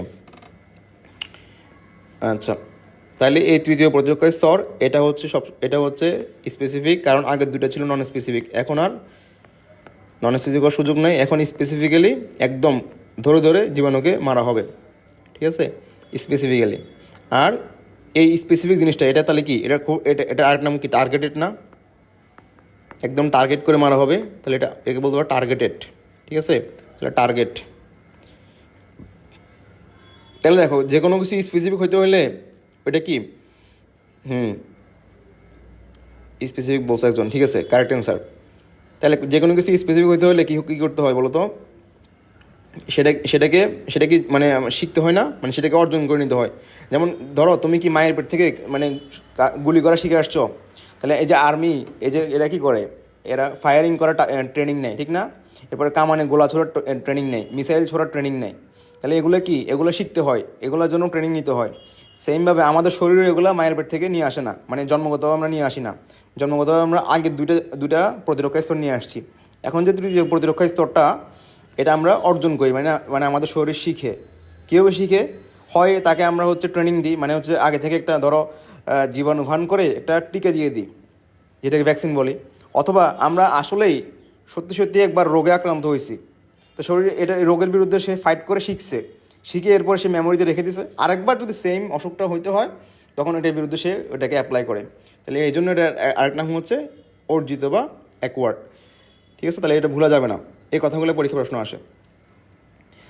তাহলে যে জিনিসটা শিখে নিছি, তাহলে এটা সবসময় কী হবে, এটা হচ্ছে দ্রুত সাড়া দিবে, এটা কার্যকর সাড়া দিবে, ইফেক্টিভ, এবং জীবাণুকে খুব ভালো মতো মেরে ফেলবে। তাহলে এটা হচ্ছে সবচেয়ে সর্বোত্তম, সক্রিয়, শক্তিশালী এবং স্থায়ী সাড়া। হ্যাঁ, 3টা লেয়ারের মধ্যে সবচেয়ে সর্বোত্তম, সবচেয়ে সক্রিয়, সবচেয়ে শক্তিশালী এবং সবচেয়ে স্থায়ী। আচ্ছা, কারণ আমরা কোনো কিছু একবার শিখলে এটা আর ভুলে যাই না। ঠিক আছে, তাহলে অর্জিত যে কোনো জিনিসই স্থায়ী হয়। আচ্ছা, তাহলে এখন দেখো এখানে প্রথম, দ্বিতীয় এবং তৃতীয় প্রতিরক্ষা স্তরের মধ্যে একটা পার্থক্য তুলনামূলক। ঠিক আছে, তাহলে আমরা মানে আমাদের মেন কথা হচ্ছে প্রথম, দ্বিতীয় হচ্ছে নন স্পেসিফিক এবং হচ্ছে কি জন্মগত বা ইননেট, আর তৃতীয়টা হচ্ছে স্পেসিফিক এবং হচ্ছে কি অ্যাকওয়ার্ড। ঠিক আছে, আচ্ছা, তাহলে তৃতীয় প্রতিরক্ষা স্তরে আমাদের এটার জন্য এখানে কি আছে, এখানে হচ্ছে অ্যান্টিবডি আছে। তাহলে অ্যান্টিবডি হচ্ছে তৃতীয় প্রতিরক্ষা স্তরের একটা গুরুত্বপূর্ণ অংশ। এবং যেহেতু এটা আমরা শিখছি, তাহলে এটা সারা জীবন মনে থাকবে। মনে রাখার জন্য কি আছে, এখানে মেমোরি সেল বা স্মৃতিকোষ আছে। কি আছে, মেমোরি সেল বা স্মৃতিকোষ। মেমোরি সেল বা স্মৃতিকোষ। কারণ মেমোরি সেল কয় রকম, 2 রকম, যেহেতু টি মেমোরি সেল, একটা হচ্ছে কি বি মেমোরি সেল। ঠিক আছে, হ্যাঁ, লিম্ফোসাইট যে 2টা, টি লিম্ফোসাইট, একটা হচ্ছে বি লিম্ফোসাইট। তাহলে এগুলোই হচ্ছে কি, এগুলোই হচ্ছে আমাদের তৃতীয়, থার্ড লাইন ডিফেন্সের কন্টেন্ট। ঠিক আছে, তাহলে ফার্স্ট লাইন ডিফেন্সের 9টা কন্টেন্ট আমরা পড়ে ফেলছি অলরেডি। দেখো, এরপরে সেকেন্ড লাইন ডিফেন্সে আমরা হচ্ছে কি সেকেন্ড লাইনে 6টা পড়ে ফেলছি, যে ফ্যাগোসাইট, প্রাকৃতিক মারণ কোষ, কমপ্লিমেন্ট, ইন্টারফেরন, প্রদাহ, জ্বর। এছাড়া এখানে আরও কিছু অ্যাড করছে, তুমি মেন 6টা মনে রাখবা, বাকি extra cytokine, acute phase protein, রক্তদঞ্জন, এগুলো হচ্ছে এক্সট্রা, বাট 6টাই হচ্ছে মেইন আমরা যেগুলো পড়ে আসছি। আর 3 নম্বরে আমরা দেখছি জাস্ট লিম্ফোসাইট, এরপরে অ্যান্টিবডি, এরপরে স্মৃতিকোষ। ঠিক আছে, তাহলে প্রথমটা জন্মগতভাবে, সেকেন্ডটাও জন্মগতভাবে, বাট 3 নাম্বারটা জন্মগতভাবে না, এটাকে আমরা শিখে নিই। ঠিক আছে, আচ্ছা, তাহলে যেহেতু জন্মগত, প্রথমটা দিয়ে এই জন্য এদের আরেক নাম হচ্ছে সহজাত বা ইননেট, আর 3 নাম্বারটা যেহেতু অর্জন করেনি, এই জন্য এটার নাম হচ্ছে অর্জিত। আচ্ছা, প্রথম 2টা নন স্পেসিফিক, পরেরটা হচ্ছে স্পেসিফিক। ঠিক আছে, তাহলে শুধু স্পেসিফিক এটা মনে রাখবে না, এটা আর বাংলা নাম কি, বাংলা নাম হচ্ছে জীবাণুর প্রতি সুনির্দিষ্ট, হ্যাঁ, বা টার্গেট করে।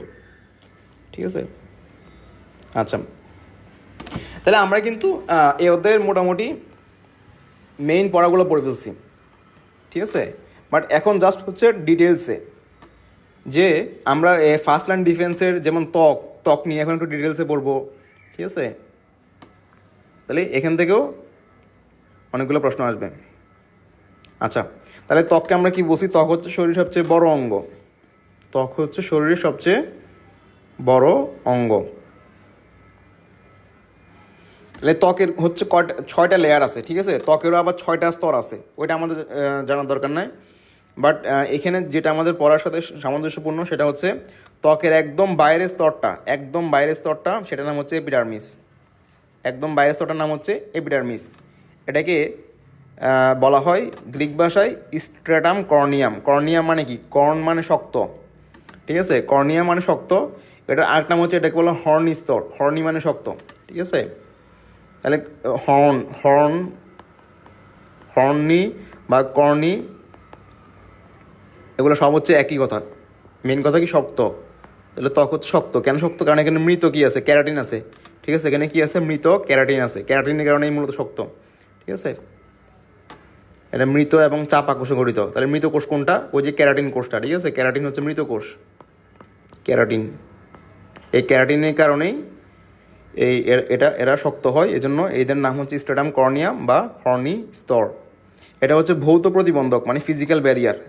যেমন বাইরে চারদিকে কি বাউন্ডারি আছে না, ইট দিয়ে তৈরি, ওটা যেরকম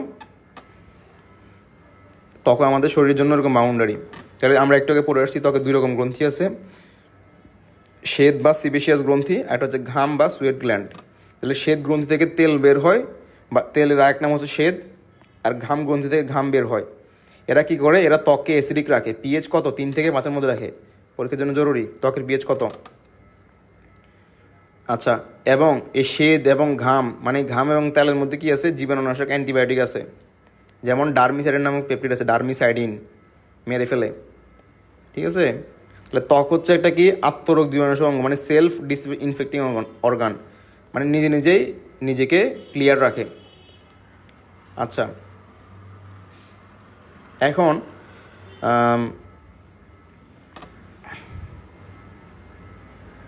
ধরো ত্বক হচ্ছে কি অ্যাসিডিক, এরপর আমরা একটু আগে দেখে আসছি কি জননাঙ্গে কি থাকে, ল্যাকটিক অ্যাসিড থাকে, ঠিক না, ল্যাকটিক অ্যাসিড।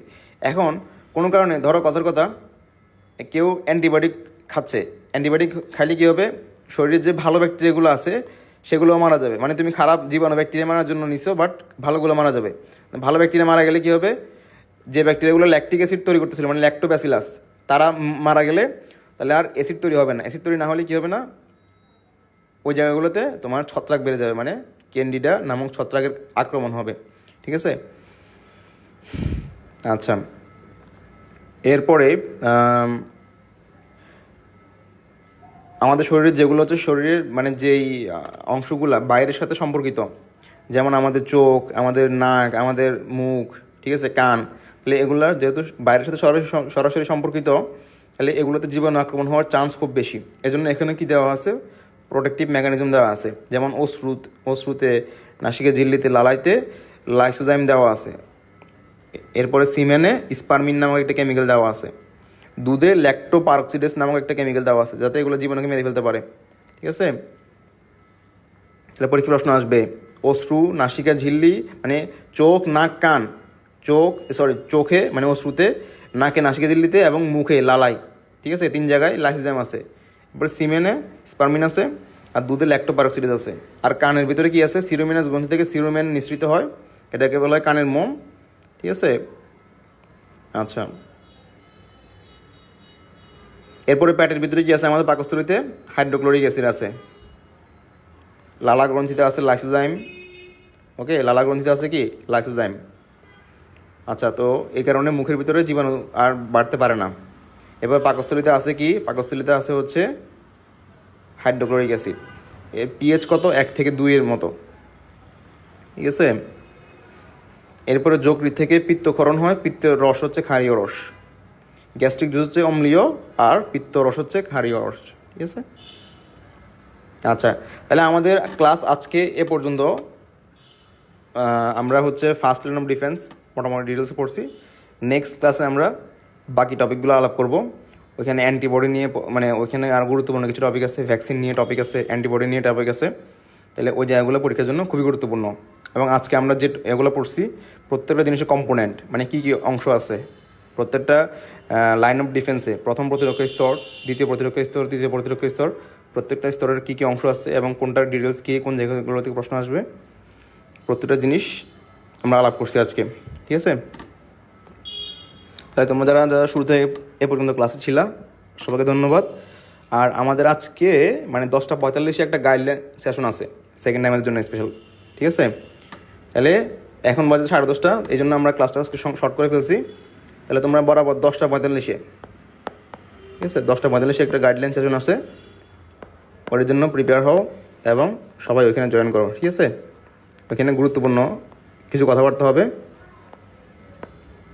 এবং ওইখানে আমরা আজকে একটি স্পেশাল ডিসকাউন্ট অফার করব আমাদের কোর্সের ব্যাপারে। ওকে, সবাইকে ধন্যবাদ। আমাদের ক্লাস আজকে এই পর্যন্তই।